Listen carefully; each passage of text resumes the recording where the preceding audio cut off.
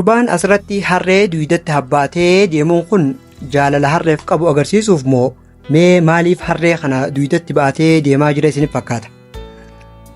Dubbiin akkaseetan kanaa miti.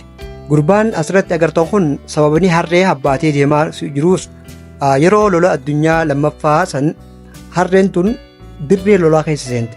Dirree lolaa san keessa immoo boombii fi fanjiin bakka adda addaatti awwaalamtee waan jirtuuf harrichi kun akka fedhetti yoo naannawa san keessa burraaqu ta'e boombii irra ejjetee waraana achi keessaa lola gaggeessaa jirurratti dhoohuu waan maluuf harricha dirqamee habbaatee iddoo sanarraa oofuudhaaf dirqame.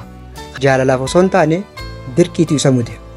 Isinis jireenya keessan keessatti yeroo tokko tokko hiriyyaan kaayyoo keessan waliin hin deemne takka immoo namni iddoo saniin hin malle isin mudachuu danda'a.